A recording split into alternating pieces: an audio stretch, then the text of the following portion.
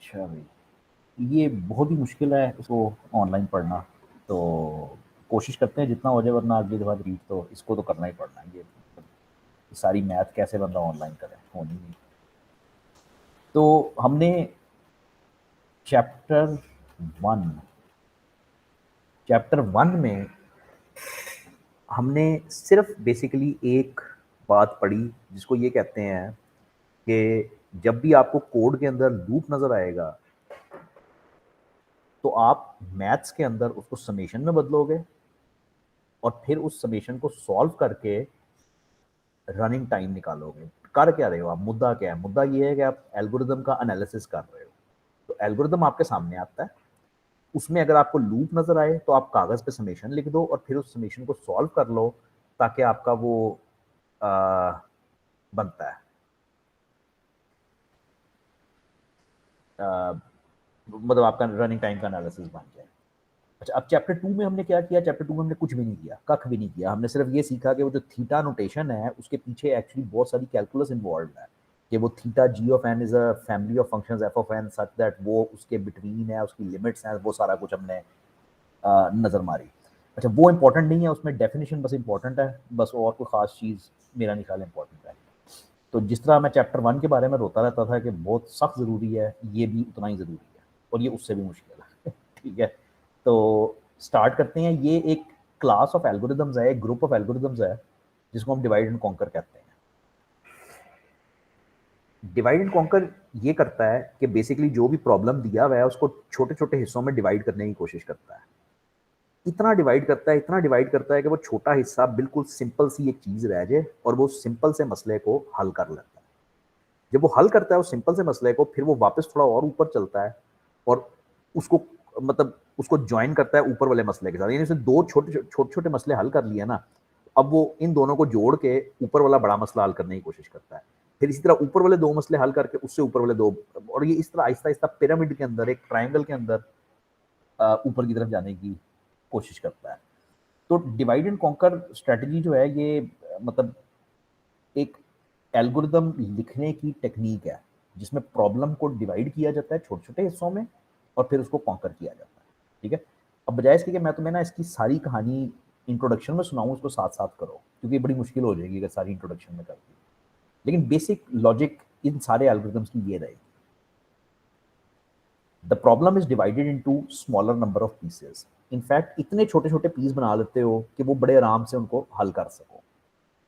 Conquer वाला part सबसे important है: solve each piece by applying divide and conquer further. लो जी, तुम्हारे पास एक अरे है 100 सेल्स की, जिसको तुमने सॉर्ट करना है। अब डिवाइड एंड कॉन्कर क्या करेगा? उसके दो हिस्से कर देगा 50-50 के। अब यहाँ रुकना नहीं है, ये काम करते जाना है। ये जो उसने लिखा हुआ है ना कि सॉल्व ईच पीस, यानी जो 50-50 का पीस बना है, इसके ऊपर भी डिवाइड एंड कॉन्कर लगाओ, विच मीन्स कि इनको इसको भी 25-25 के दो हिस्सों में तोड़ो और तोड़ी जो, और इस तरह से करो।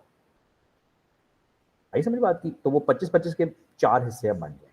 नहीं रुकना है यहाँ पे, 25-25 वाले हिस्सों को भी तोड़ी जो। तो उस वक्त तक तोड़ी जो जब तक बिल्कुल सिंपल कोई सोल्यूशन ना निकल आए। अब ये करना कैसे है? पहले एक प्रॉब्लम है, उसको तोड़ोगे, फिर उसको आगे और तोड़ी होगे। तो इसको रिकर्जन कहते हैं। इससे, इस लफ्ज से मैं तुम्हें बचाना चाह रहा था फिलहाल, लेकिन ये आ गया। तो कंप्यूटर साइंस में रिकर्जन क्या होती है कि आप एक फंक्शन को बार बार कॉल, नहीं सॉरी, ये नहीं होती।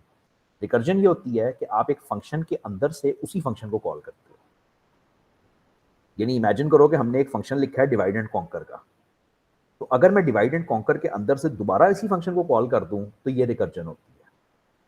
इसको जो सही डिटेल में पढ़ाया हुआ है वो डेटा स्ट्रक्चर वाले ने पढ़ाया हुआ है।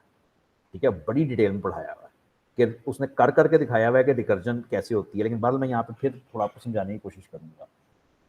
तो प्रॉब्लम को डिवाइड करो, उसको उस हद तक डिवाइड करते रहो जब तक वो बिल्कुल सिंपल नहीं हो जाती, फिर उसको सॉल्व करो। जब सॉल्व हो जाए, छोटे छोटे हिस्से सॉल्व हो जाएं, तो फिर इन पीसेस को दोबारा जोड़ो, कंबाइन करो और एक ग्लोबल सोल्यूशन निकालो। ठीक है, हम ये काम करेंगे मर्ज सॉर्ट के ऊपर स्टार्ट करेंगे। वो कोई थ्योरी नहीं इस वक्त, और कुछ नहीं करते। अच्छा जी, तो मर्ज सॉर्ट एक सॉर्टिंग एल्गोरिथम है, ज़ाहिर बात है। ठीक है, कैसे चलता है, अगर किसी को आता है तो थोड़ा सा बोलो, वरना मैं स्टार्ट करता हूँ। मर्ज सॉर्ट एक सॉर्टिंग एल्गोरिदम है, तुमने पढ़ा हुआ है, तो थोड़ा सा याद करवाओगे कैसे, इसकी लॉजिक सिर्फ याद करवाओगे चलता कैसे है।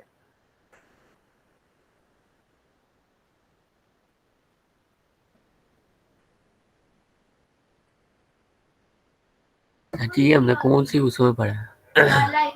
C plus data structure. Data structure अभी मैंने पूरी पढ़ी नहीं है, थोड़ा सा ही पढ़ा है अभी तो स्टार्टिंग। हाय अल्लाह, डेटा स्ट्रक्चर में इतनी डिटेल में ये पढ़ाया हुआ है। चलो करते हैं। खैर, मर्ज सॉर्ट ये कहता है कि डिवाइड द अरे, डिवाइड, ये तुम्हें मुश्किल लगेगा आपको काफी, डिवाइड द अरे into two equal parts. Merge sort ये कहता है कि तुम्हारे पास पूरी एक अरे है 100 सेल्स की, उसको दो हिस्सों में काट लो, दो इक्वल हिस्सों में काट लो, ठीक है। फिर ये कहता है कि कीप डिवाइडिंग द अरे, नहीं बल्कि इस तरह से नहीं कहना चाहिए, इस तरह से कहना चाहिए कि दो पार्ट्स बन गए ना, तो call merge sort recursively on the left part or call merge sort recursively on the right part। एक मिनट के लिए मानो कि ये मैं समझाता हूँ बेचारा, ही मैंने क्या लिखा है। तुमने पहले अरे को दो हिस्सों में डिवाइड किया, एक लेफ्ट हिस्सा बन गया, एक राइट हिस्सा बन गया। फिर समझो कि तुमने लेफ्ट हिस्से को सॉर्ट कर लिया और फिर तुमने राइट हिस्से को सॉर्ट कर लिया। समझो एक मिनट के लिए कि ये हो गया। जब ये हो जाएगा तो अब तुम्हें कंबाइन करने हैं, combine left and right parts to get sorted. Basic logic merge sort की ये है। ये अब थोड़ा मुश्किल हो जाएगा अगर डेटा स्ट्रक्चर के बगैर करना। तुम्हारे पास एक अरे है, मर्ज सॉर्ट ये कहती है कि उसको काटो, उसका एक लेफ्ट हिस्सा बन गया और उसका एक राइट हिस्सा, सेंटर में से काट लिया बस, ठीक है, दो अलग अलग हिस्से बन गए। अब ये जो लाइन लिखी लिखी है ना मैंने दूसरी, call merge sort recursively on the left part, इसको समझो। तुमने अरे के दो हिस्से कर लिए, अब जो उसका लेफ्ट वाला हिस्सा है उसके ऊपर दोबारा मर्ज सॉर्ट करो। अब मर्ज सॉर्ट क्या है? मर्ज सॉर्ट यही है कि इसके दो हिस्से कर लो, ये दो हिस्से हो गए। सिमिलरली इसके भी हम एक काम करते हैं, हम इसी के ऊपर रहते हैं, इसके दो हिस्से कर लिए, फिर इसके दो हिस्से कर लिए। अब तुम्हारे पास एंड तमाशा रुकता उस वक्त है जब तुम्हारे पास एक एक सिंगल आइटम बच जाता है। कोई भी डिवाइड एंड कॉन्कर का एल्गोरिथम होएगा, वो हमेशा ये करेगा कि वो बड़ी प्रॉब्लम को काटी जाएगा, उस वक्त तक काटी जाएगा जब तक उसके पास बिल्कुल सिंपल सादा चीज नहीं बचती। तो अब तुम्हारे पास बहुत सादा सिंपल नंबर्स बचे हैं, एक 7 है, एक 5 है, एक 2 है, 4 है, सो ऑन। ये वाला स्टेप है कि पहले अरे को डिवाइड करो, फिर लेफ्ट साइड को अलग सॉर्ट कर लो, राइट साइड को अलग सॉर्ट कर लो। लेकिन वो सॉर्ट करना कैसे है? वो भी तो ऐसे ही करना है, वो भी मर्ज सॉर्ट के जरिए से करना है। अच्छा, ये कटिंग कब तक चलती रहेगी? ये जो अरे को तोड़ते रहना है हमने, ये कब तक हम तोड़ते रहेंगे?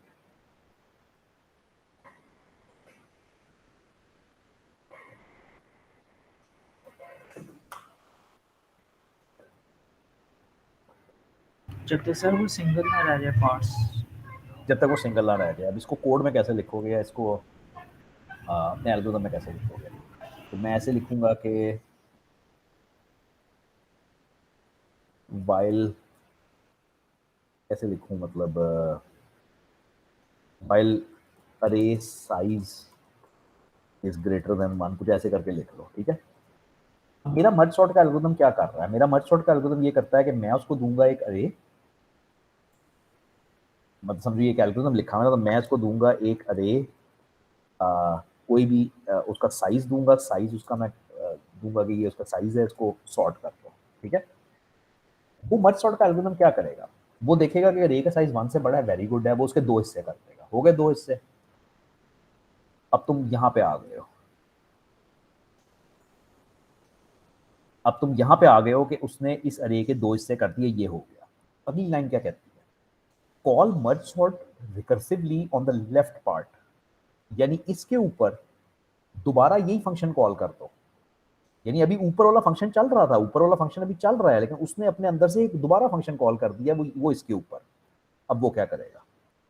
वो ये करेगा कि वो इसके भी दो हिस्से करेगा, वो उस अरे के भी दो हिस्से करेगा, लेफ्ट और राइट के। और अभी ये फंक्शन चल रहा था, उसने ये कॉल कर दिया, फिर ये फंक्शन चल रहा था, इसने ये कॉल कर दिया। ये तमाशा रुकेगा उस वक्त जब अरे साइज ग्रेटर देन 1, यानी यहाँ पे आके ये तमाशा रुक जाएगा। अब यहाँ पे क्या होएगा, जो सबसे नीचे फंक्शन कॉल हुआ है, ठीक है, कि वो अब इसको वो लेफ्ट और राइट पार्ट्स को वो कंबाइन करेगा। कंबाइन कैसे करते हैं? कंबाइन ऐसे करते हैं कि ये नीचे सारे तुम्हारे पास नंबर आ गए हैं। अब 7 और 5 में से आपस में देख लो कि बड़ा कौन सा है, छोटा कौन सा है। तो जौन सा छोटा है वो सिंपल इफ की कंडीशन में देख लोगे ना, जौन सा छोटा है वो पहले आ जाएगा, जौन सा बड़ा है वो बाद में आ जाएगा। छोटा पहले आ जाएगा, बड़ा बाद में, छोटा पहले आ जाएगा, बड़ा बाद में, सो ऑन। अब जब नीचे लेवल की रिकर्जन खत्म होती है तो हम ऊपर लेवल पे चलते हैं। ऊपर लेवल पे जाके भी यही करना है, इन दोनों अरेज में से आपस में कंपेयर करना है कि जौन सा छोटा है, यानी पहले 5 है, इधर 2 है, 2 छोटा है, 2 को ऊपर ले जाओ। फिर 5 और 4 को, 4 छोटा है, 4 ऊपर ले जाओ, यानी जो जो छोटा है वो ऊपर जाता जाएगा। और इस तरीके से ये प्रॉब्लम इवेंचुअली मतलब ऊपर जो अरे आती जाएगी वो सॉर्टेड आती जाएगी। अब इसका प्रॉपर जो सूडो कोड है वो ये है मर्ज सॉर्ट का, ठीक है। हम मर्ज सॉर्ट को एक अरे देंगे ए नाम की, पी मेरा ख्याल है साइज होएगा टोटल, नहीं I think r total size है। कैसे कर रहा है ये बताया भी नहीं हुआ।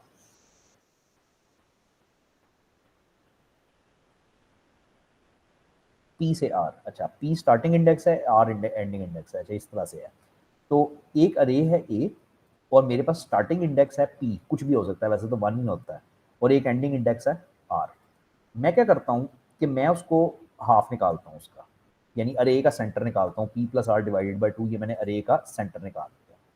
अब अरे स्टार्ट पी से होती है, एंड आर पे होती है, और उसका सेंटर है क्यू, ये जो आपने निकाला है।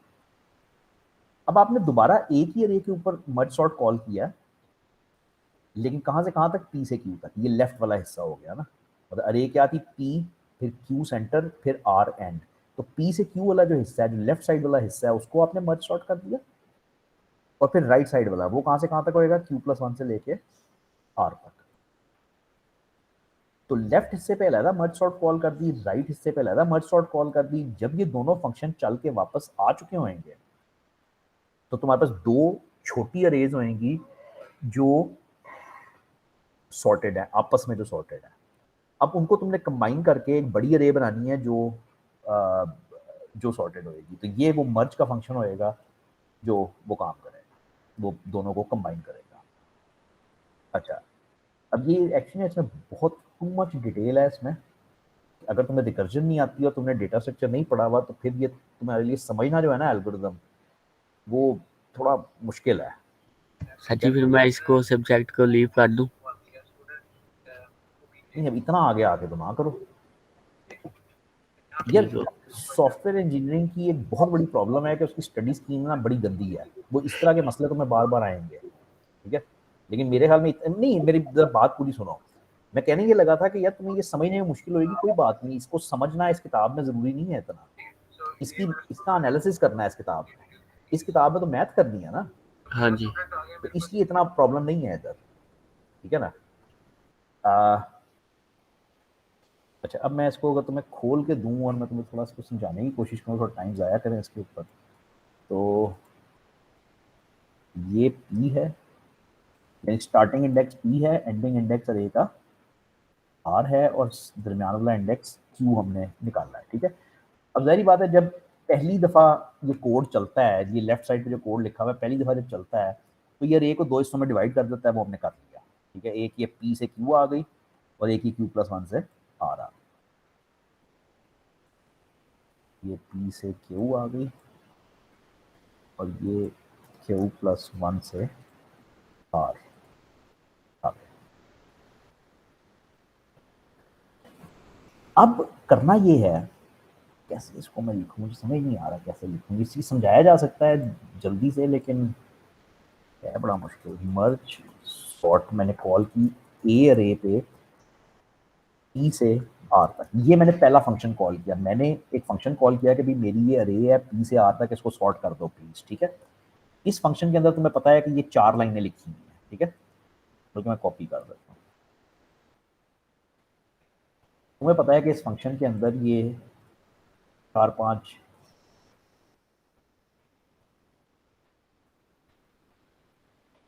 लाइनें इसके अंदर लिखी हुई हैं, ठीक हो गया।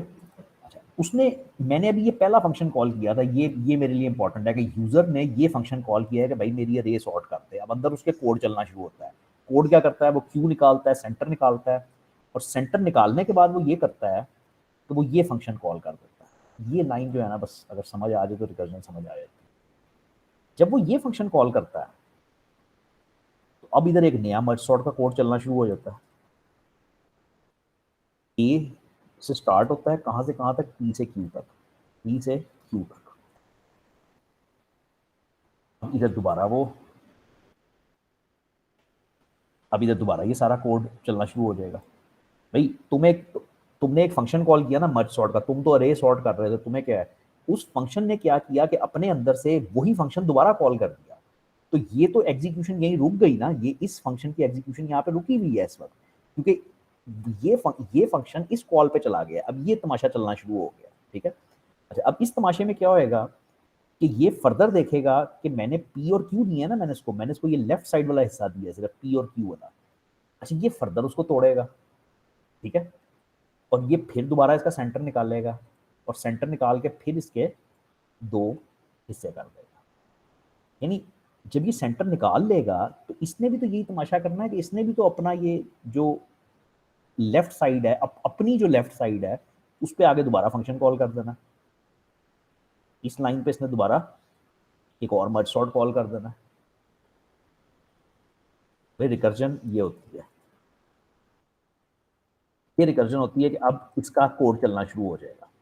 खत्म कोई नहीं हुआ, हमने ये कॉल किया था, उसने अपने अंदर से दोबारा इसको कॉल कर दिया, तो ये फंक्शन दोबारा चलना शुरू हो गया। अब उस फंक्शन को जब चला रहे थे उसने अपने अंदर से दोबारा इसको कॉल कर दिया।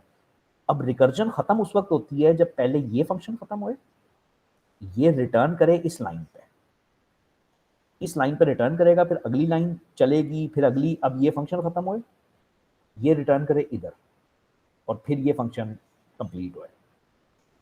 जिस तरह से मैं कहूँ ना कि मैंने यूजर ने फंक्शन ए कॉल किया, अब ए ने अपने अंदर से बी को कॉल कर दिया, बी ने सी को, सी ने डी को, डी ने ई को। अब ये तमाशा रुकेगा उस वक्त जब पहले ई खत्म होएगा, फिर डी खत्म होएगा, फिर सी। यही है ना, फंक्शन ऐसे ही चलते हैं। रिकर्जन में सिर्फ ये मुसीबत है कि फंक्शन डिफरेंट नहीं होता, फंक्शन सेम है। यानी मैं ए से बी पे नहीं जा रहा, मैं मर्ज सॉर्ट से मर्ज सॉर्ट ही दोबारा कॉल कर रहा हूँ, लेकिन यकीन करो बाकी सारी लॉजिक सेम है कि आप ए से बी गए, बी से सी गए, सी से डी गए, हो वही रहा है, लेकिन हो सिर्फ ये रहा है कि वही फंक्शन बार बार एक नए सिरे से कॉल हो रहा है। इंटरेस्ट होए तो तुम गूगल पे रिकर्जन पढ़ सकते हो, वैसे कि रिकर्जन की विजुअल कोई तुम्हें चीज़ें दिखाएं कि वो चलती कैसे है। अच्छा, खैर हमारे लिए इतना ज़रूरी नहीं है, क्योंकि हमने कोड देखना है, कोड देख के थोड़ा बहुत समझना है, उसके बाद हमने उसकी करनी है मैथ्स। हमारे लिए मैथ्स ज़रूरी है इस किताब में। अच्छा, अब ये तो रिकर्जन हो गई ना, कि ये फंक्शन है, फंक्शन का नाम है मर्ज सॉर्ट, और ये अपने अंदर से मर्ज सॉर्ट कॉल कर रहा है, ये भी रिकर्जन हो गई। ये एक और फंक्शन लिखा हुआ है कि वो कॉल कर रहा है मर्ज के फंक्शन को, वो मर्ज का फंक्शन ये है। ठीक है, ये बड़ा आसान है समझना, ये सिर्फ लूप्स हैं, इसमें कुछ नहीं। इसको समझने के लिए ना तुम्हें ये मानना पड़ेगा कि तुम्हारे पास ये दो अरेज हैं, इससे समझ आएगी।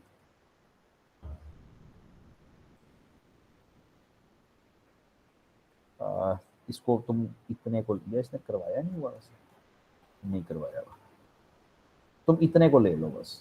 ठीक है, इसको अगर तुम समझोगे ना काम हो जाएगा। अगर मुझे सही याद है तो ये इस तरह से है कि तुम पॉइंटर सेट करते हो, एक आई का जो इधर स्टार्ट पे होता है, एक जे का जो इधर स्टार्ट पे होता है, और एक के का जो इधर स्टार्ट पे होता है। ठीक है, और याद रहे कि जब ये तमाशा शुरू होता है तो ये खाली है, इसमें कुछ नहीं है। ठीक है। अच्छा, ये वाली जो हमारी अरे है, दिस इज कॉल्ड ए, ये वाली अरे ए है,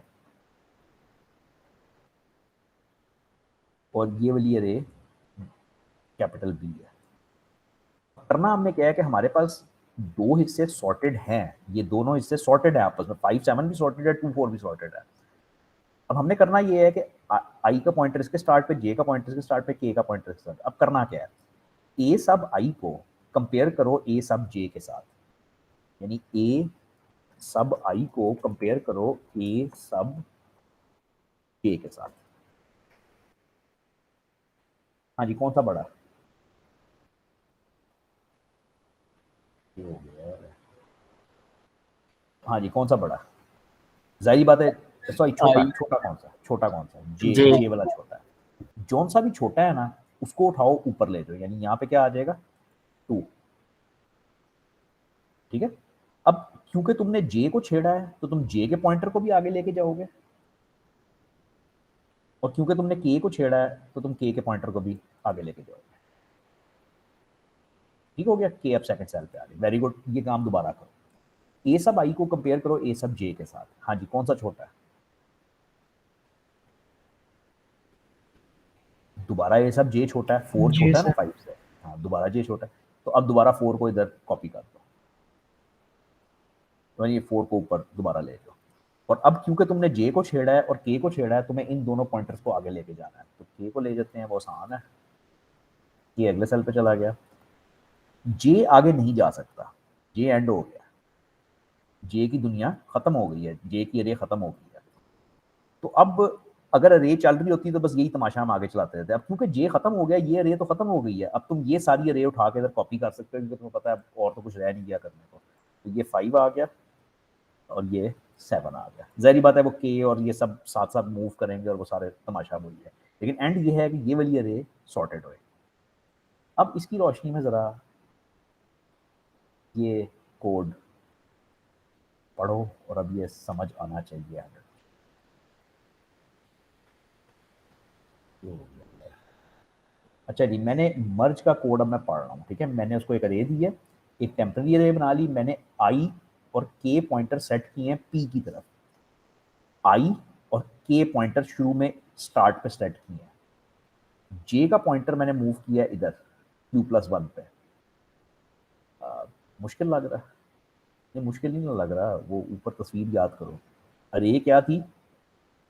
P से Q एक हिस्सा था, यानी ये वाला हिस्सा जो है वो P से Q है, अगला हिस्सा जो है वो Q+1 से, यानी ये वाला हिस्सा जो है वो Q+1 से R है। तो I को मैंने सेट किया है P की तरफ और J को मैंने सेट किया है Q+1 की तरफ। अब बेसिकली करना क्या है, ये वाइल लूप है। अगर ए सब आई छोटा है ए सब जे से, अगर ए सब आई छोटा है ए सब जे से, तुमने किया क्या है कि ए सब आई को उठा के ऊपर ले गए। तो मैंने ए सब आई को कॉपी कर दिया बी सब के में, वो बी की अरे थी ना, और साथ ही मैंने आई के पॉइंटर को भी छेड़ दिया और साथ ही मैंने के पॉइंटर को भी छेड़ दिया। दोबारा, अगर ए सब आई ए सब जे से छोटा है तो मैंने ए सब आई को ऊपर ले गया और आई का पॉइंटर और के का पॉइंटर मैंने छेड़ दिया। और अगर नहीं है तो जाहिर बात है फिर ए सब जे को ले जाओगे और उसके पॉइंटर छेड़ दोगे।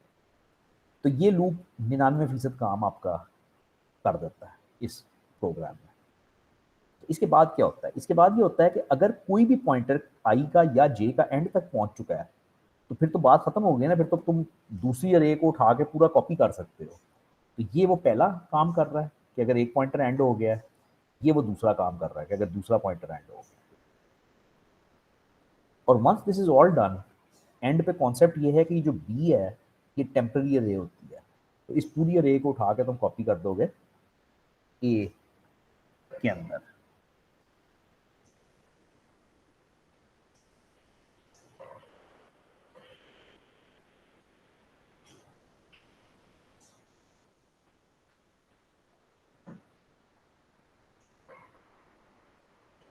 हाँ जी, गुआ चुके हो मुकम्मल तौर पर?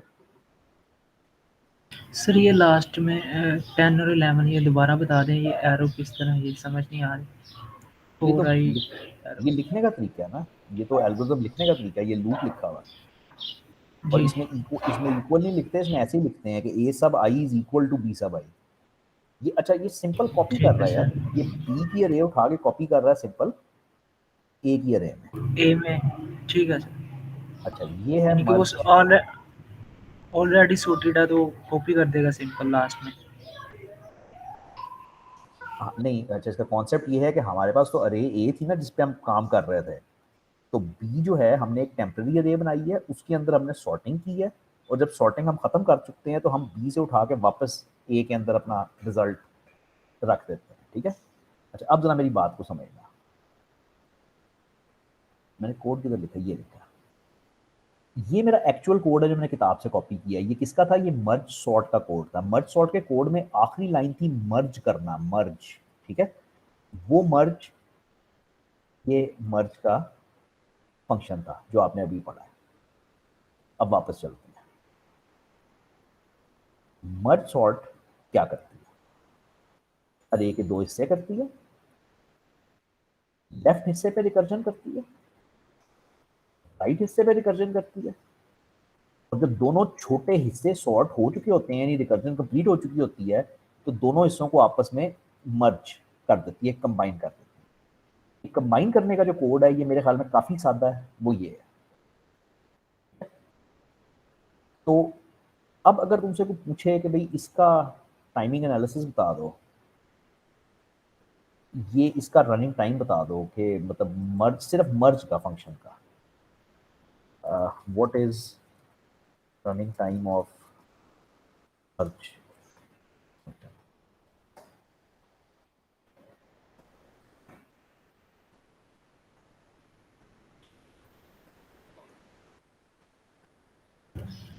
इसमें 4 लूप यूज हो रहे हैं, तो n की पावर 4। आप जरा कागज पे निकालो। अच्छा तुमने निकाल लिया, तुमने n की पावर 4 निकाल लिया। तो लास्ट टाइम आपने यही कहा था ना, और लूप देखो कितनी है उसमें यूज हो रही हैं, तो उस तरह कर लो, यानी कि हाँ शॉर्टली। हाँ, लेकिन ये n की पावर 4 गलत है।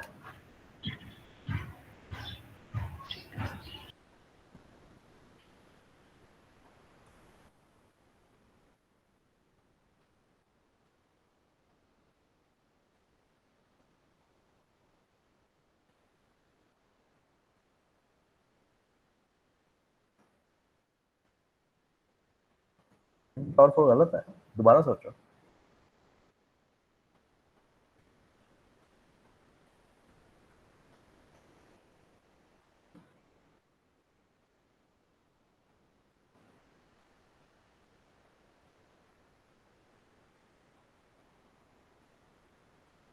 हेलो हेलो, नो सर, और कोई है यार और तुम? एक फर्स्ट लूप है। यार वो तुम जो कह रहे हो ना, वो मैंने नेस्टेड लूप्स के बारे में कहा था। मैंने कहा था अगर एक लूप है तो वो n होता है, दो है तो वो n स्क्वायर हो जाता है, तीन नेस्टेड हो जाते हैं तो n क्यूब हो जाता है। ये ऐसे नहीं है। ठीक है, अच्छा, बस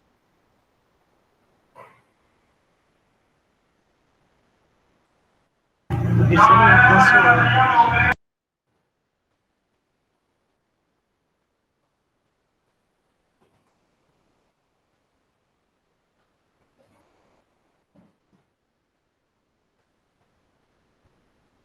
नहीं समझ, नहीं समझ आई। अच्छा सर इसमें जो फर्स्ट लूप, ठीक है उसको ठीक है, कर लेते हैं, कर लेते हैं, कोई इतना मसला नहीं। मेरे ख्याल तो आसान है, हो जाएगा। तो इसमें ये आसान इसलिए है कि इसमें मैंने आपको डब्बे बनाने सिखाए थे। तो ये पहला डब्बा है, ये एक लूप है। उसके बाद दूसरा डब्बा, वो ये लूप है। उसके बाद तीसरा डब्बा, वो ये लूप है। और चौथा डब्बा, वो ये लूप है। ठीक है जी, हमने चैप्टर 1 में ये सीखा था कि लूप होता है तो हम डब्बे बनाते हैं, और हर लूप को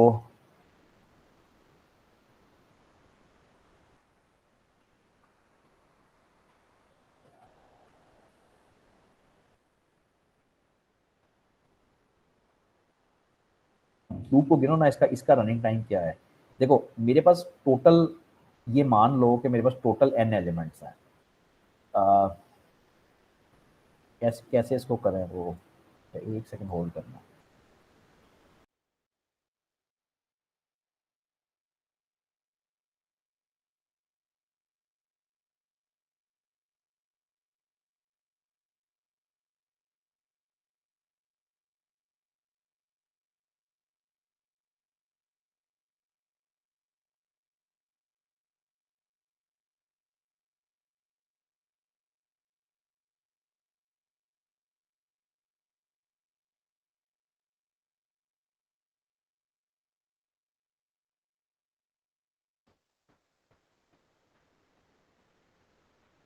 अच्छा, तो मैं ये कह रहा हूँ कि एज्यूम करो रे साइज इज n। हमने अरे के इंडेक्सेस दिए ना, हमने कहा है कि अरे पी से स्टार्ट हो रही है आर तक जा रही है, तो टोटल अरे का जो साइज है वो एन एज्यूम कर लो। तो अब अगर वो टोटल एन, मतलब समझ ना बात को, कि पी से लेके आर तक जा रहे हैं ना हम, पूरी अरे जो है वो पी से स्टार्ट होती है आर तक जाती है, तो ये मान लो कि उसके अंदर जी टोटल सर। एन चीजें हैं, ठीक है। तो अब तुमने सोचना ये है कि ये लूप कितनी दफा चलता है, मैक्सिमम कितनी दफा चल सकता है। Sir n time. N time. हाँ, मेरा ख्याल है ये एन टाइम चल सकता है, तो ये एक लूप होएगा जो एन टाइम्स चल सकता है। अब अगला लूप कितनी दफा चल सकता है मैक्सिमम, ये जो वाइल का लूप है। अगला सर उसका हाफ होगा एन हाफ का। होगा। हाफ होगा तो एन ओवर टू, बिल्कुल। तो 2। उससे अगला दोबारा हाफ होएगा, क्योंकि हाँ। वो एक लेफ्ट साइड है एक राइट साइड है। अच्छा, आखिरी लूप वो तो सिंपल है बिल्कुल। वो सिंपल इसलिए है कि वो तो पूरा ही चल रहा है ना, पी से आर तक ही है, नहीं उसमें तो एन नहीं चल रहा है। अब कोई इसके अंदर नेस्टेड लूप नहीं है, कोई इसके अंदर खास मसला नहीं है, तो इसको सिंपली तुम ऐड कर देते हो, ठीक है। तो इसको तुम ऐड करते हो, तुम्हारे पास आंसर आता है 3n, ठीक है। और 3n को तुम कहोगे कि ये होता है थीटा एन, क्योंकि तुम्हारा ये जो मर्ज का एल्गोरिदम है ये एक थीटा एन का एल्गोरिदम है। एक बार आराम से देख लो, इफ यू क्लियर तो बताओ। मेरे ख्याल में इसमें मुश्किल नहीं है, मेरे ख्याल में ये आसान है। सर जी ये जो लास्ट लूप है उसमें भी एन टाइम ही लगा, क्योंकि वो तो हमने मर्ज कर लिया, तो उसको भी इतना टाइम लगा जब अगेन हम मर्ज करेंगे, यानी कि हाफ हाफ तो हमने कर लिया लास्ट सो लास्ट सबसे आसान है, क्योंकि फॉर का लूप तो सबसे आसान होता है। तो फॉर का लूप कहाँ से कहाँ तक चल रहा है, पी से लेके आर तक। अब पी से लेके आर तक कितने एलिमेंट्स हैं, एन एलिमेंट्स हैं, तो इसने तो एन टाइम चलना है। ऊपर वालों में बहस हो सकती है, आखिरी वाले में कोई बहस नहीं है।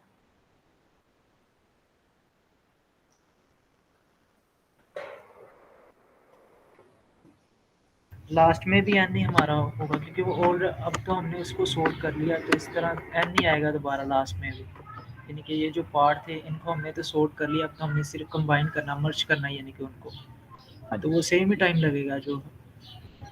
यार अगेन मसला ये है कि तुम सोचना जो है वो जो सामने दिया हुआ है उसके ऊपर तुम बात कर सकते हो, उससे ज्यादा नहीं। मैंने तुम्हें ये ठीक है लिख के सर। दिया है कि for i is equal to p to r, ये लूप कितनी दफा चलता है, ये एन टाइम चलता एन टाइम चल ठीक है है। हाँ, सर। तुम टाइम नहीं गिन रहे, तुम टाइम्स गिन रहे हो, गिनती कर रहे हो कि कितने स्टेप होते हैं, कितनी दफा चलता है, जी सर। ठीक है।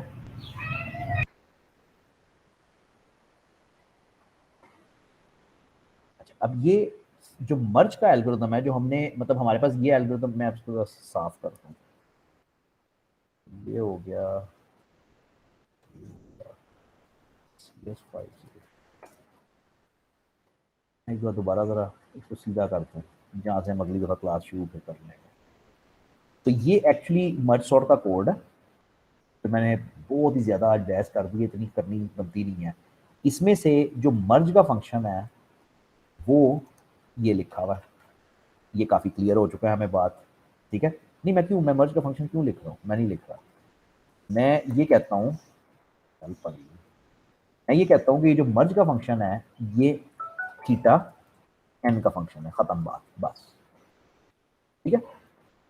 मुझे एक्चुअली जो एनालिसिस करना है, मुझे ये बताना है अगले को कि भाई मर्ज सॉर्ट जो है, जो ये एल्गोरिथम है, ये कितना टाइम लेता है। ये क्वेश्चन है ना मेरा, कि मर्ज हम तो सॉर्टिंग कर रहे हैं, सॉर्टिंग करने के दरमियान में एक स्टेप था मर्ज करने का, उसको हमने अलहदा किया, अलहदा करके देखा, और वो स्टेप थीटा एन टाइम लेता है, ठीक है।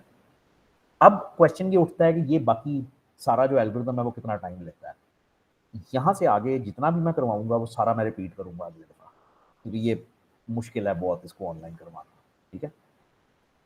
तो इस वक्त में ऐसा बर्दाश्त करो, अगली दफा ये सारा ठीक है रिपीट सर। करूंगा। बात ये है कि let T n denote the running time of merge sort.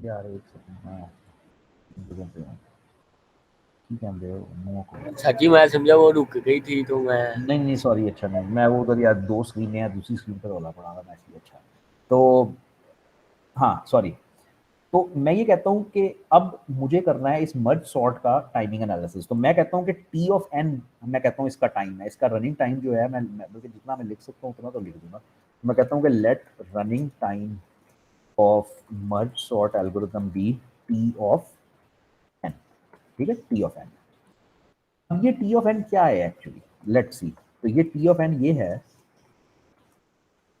कि ये ये कर क्या रहा है ये करता ये है कि पहले ये सेंटर निकालता है सेंटर निकालने में इसका कोई टाइम नहीं लगता वो कैलकुलेशन करता है छोड़ दो इग्नोर कर दो अब सवाल सारा ये है कि ये वाली जो लाइन है लाइन नंबर 4 ये कितना टाइम लेती है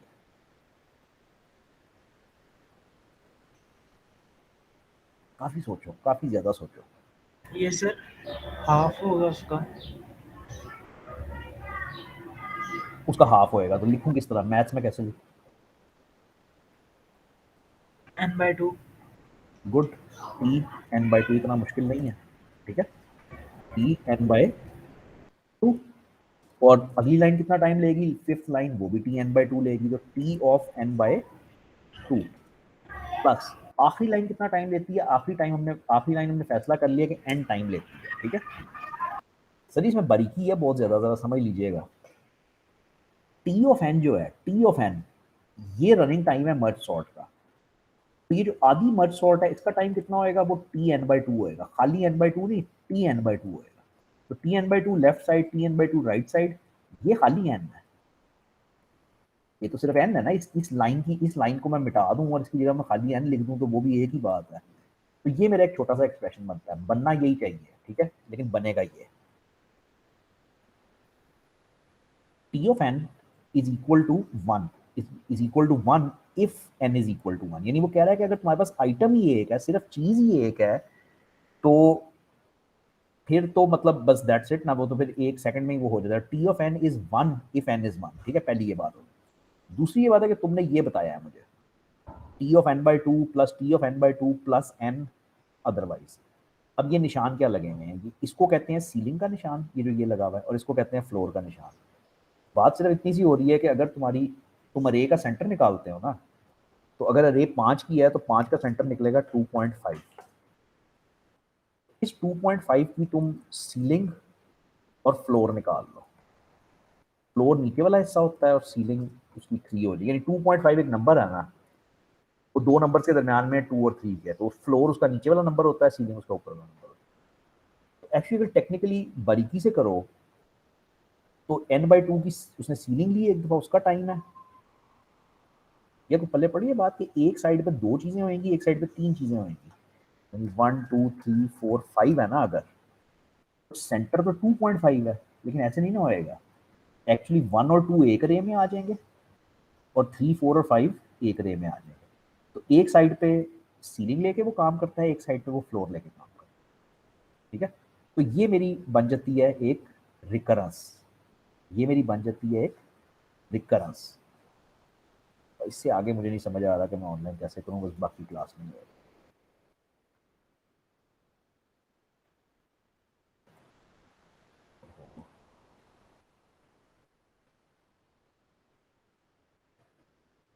ठीक है इसको इस रिलेशनशिप को कहते हैं रिकरेंस सर जी वो भाई पूछ रहे हैं यूनिवर्सिटी में नहीं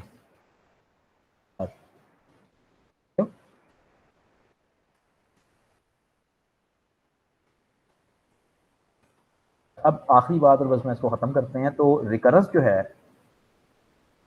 वो इसको मैथमेटिकली कहते हैं अगर तुमने डिस्क्रीट मैथ पढ़ी हुई है तो डिस्क्रीट मैथ में कुछ 4-5 लेक्चर हैं जो रिकरेंस पढ़ाते हैं इस तरह के रिलेशनशिप्स पढ़ाते हैं खैर नहीं भी पढ़ी हुई तो खैर है तुम्हें यहाँ पे चैप्टर 3 ये सिखाता है ये चैप्टर 3 तुम पढ़ रहे हो वो ये सिखाता है कि अगर तुम्हें कोड में रिकर्जन नजर आती है उसको तुम मैथ्स में रिकरेंस की शक्ल में तब्दील कर देते हो चैप्टर 1 ने क्या सिखाया था कि अगर तुम्हें कोड में लूप नजर आता है तो उसको तुम समेशन में कन्वर्ट कर देते हो चैप्टर 3 ये सिखाता है कि अगर कोड में रिकर्जन है तो मैथ्स में वो रिकरेंस बन जाती है और अब इसके बाद जो मुद्दा है वो ये है कि इस रिकरेंस को सॉल्व कैसे करते हैं जो मैं तुम्हें कह रहा हूँ कि मैं ऑनलाइन नहीं ये सारा कुछ करवा सकता, ये मुझे कागज़ पेंसिल चाहिए इसके लिए, ठीक है।